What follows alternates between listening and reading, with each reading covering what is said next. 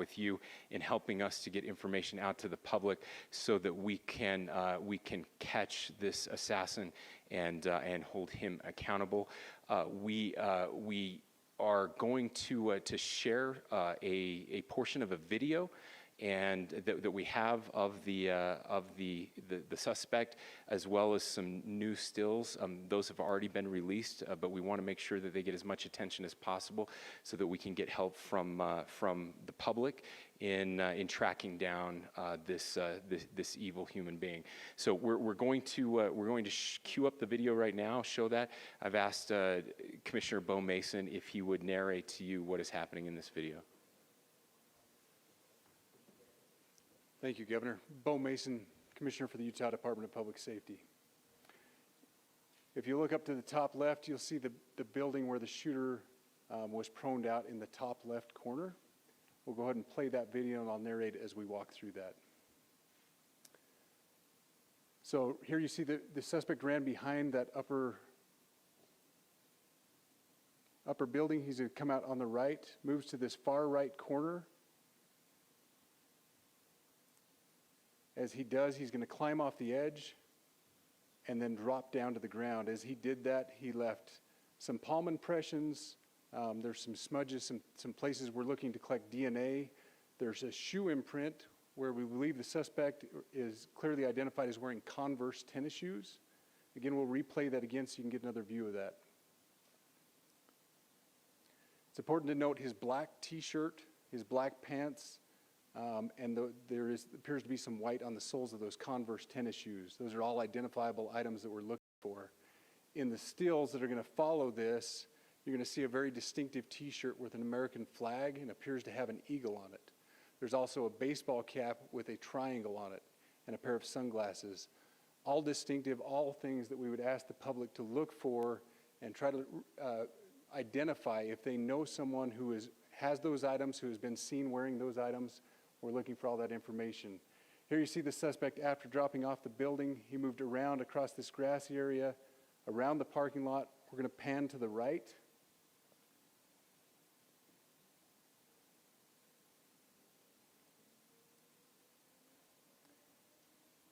After he crosses the street, this is where he moves over into the wooded area. This is the video evidence that we utilize to track his movements and to locate that firearm in that wooded area following the discovery of this evidence. Good. You want to go to the stills? So here's the still photographs I mentioned. These have been enhanced, so these are slightly different than what we introduced earlier. Please pay close attention to the t-shirt. Like I said, very distinctive with that American flag and that eagle. The hat with the triangle and the sunglasses. If you'll go to the next picture, please.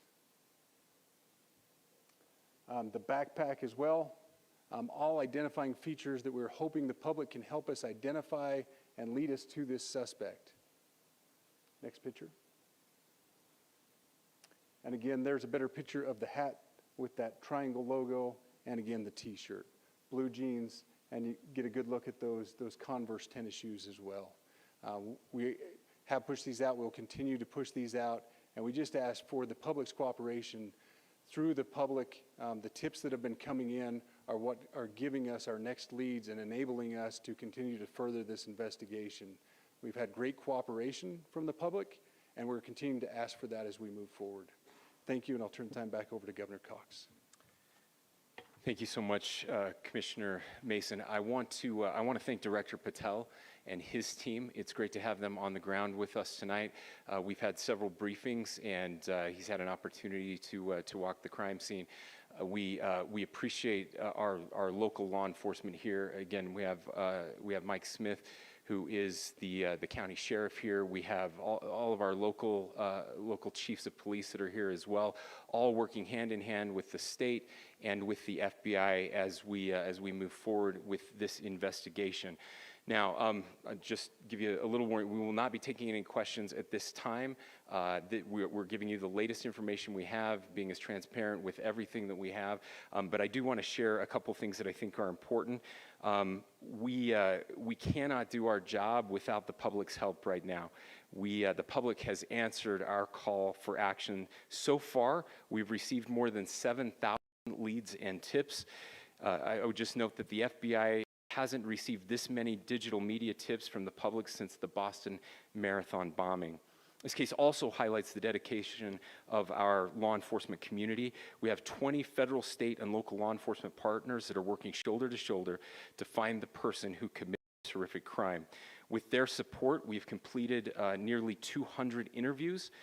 As you're aware, as has already been reported, the FBI is offering a $100,000 reward for information leading to the identification and arrest of the person responsible for the murder of Charlie Kirk.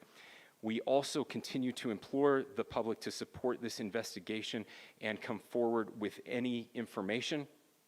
We are truly hopeful that this video and new photos will lead to even more tips. We are processing. We have an incredible team, a state and federal team working together to process those tips.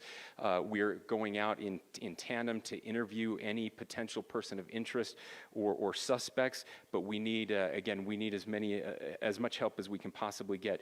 Any videos or photos that you might have, the public, should be submitted to our digital media tip line, which is www.fbi.gov/Utah Valley shooting, all lowercase.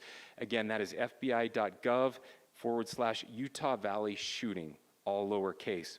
You can also provide general tips about the shooting by calling 1-800-CALL-FBI. That's 1-800-CALL-FBI, or at tips.fbi.gov.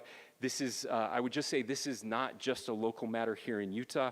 We have people all over the country that are helping to bring this perpetrator to justice for Charlie Kirk and his family.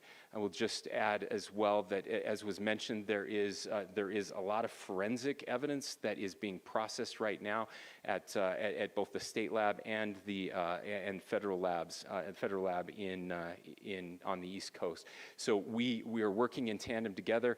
I would also just add a word of note for those people who are spending so much time on social media. I think Charlie said it best, that when things get bad, we should put our phones down and spend a little time with our families. There is a tremendous amount of disinformation. We are tracking our team, the state team, and I'm sure the federal team as well. What we're seeing is our adversaries want violence. China, we have bots from Russia, China, all over the world that are trying to instill disinformation and encourage violence. I would encourage you to ignore those, to turn off those streams, and to spend a little more time with our families. We desperately need some healing. We'll have more to say about that in the days and weeks to come. More than anything, we are going to catch this person. Last thing I will just say is we've been working with our attorneys, getting everything that we need, affidavits ready, so that we can pursue the death penalty in this case, and that will happen here in the state of Utah. Again, to the public, to those who are grieving, thank you for your prayers. I know we are feeling those prayers. I know the Kirk family is feeling those prayers as well. We pray that God will bless our nation at this very dark time. We can start healing by finding this perpetrator and holding him accountable, and we need your help to do that. Thank you.